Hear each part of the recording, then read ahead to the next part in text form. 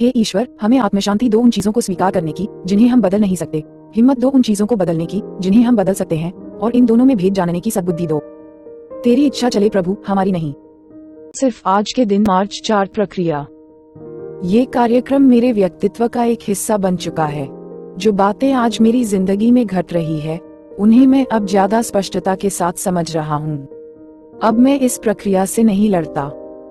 Basic text पृष्ठ 127।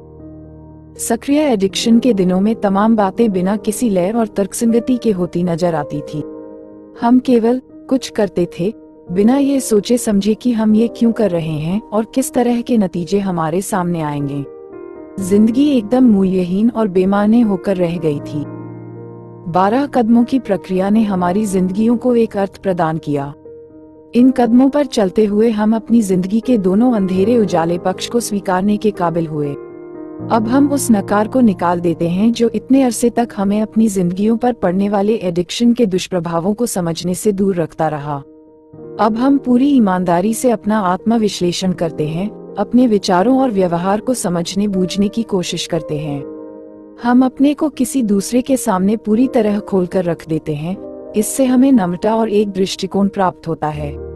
इस तरह हम अपनी कमियों को दूर करके हम अपनी स्वयं की शक्तिहीनता और अपने से महान अपनी उच्च शक्ति की कृपा से प्राप्त क्षमता के प्रति एक रचनात्मक प्रशंसा का भाव अपने मन में विकसित करते हैं।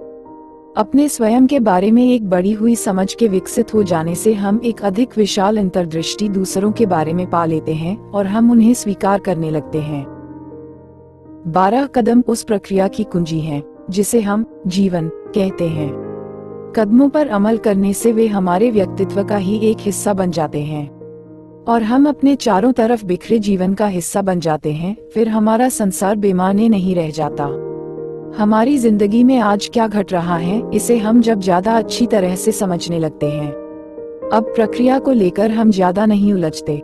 आज हम एनए के कदमों पर अमल करते हुए उन्हें जीते हैं। सिर्फ आज के दिन, जिंदगी एक प्रक्रिया है, 12 कदम इसकी कुंजी हैं। आज मैं इस प्रक्रिया में शरीक होने के लिए इन कदमों पर अमल करूंगा। इस तरह मैं अपने सुधार को समझूंगा और जीवन का आनंद लूंगा। हे ईश्वर, हमें आत्मशांति दो उन चीजों को स्वीकार करने की जिन्हें हम बदल नहीं सकते, हिम्मत दो उन चीजों को बदलने की जिन्हें हम बदल सकते हैं, और इन दोनों में भेद जानने की सद्बुद्धि दो। तेरी इच्छा चले प्रभु, हमारी नहीं। Thanks for watching. Like, comment, share, subscribe at @trend__91.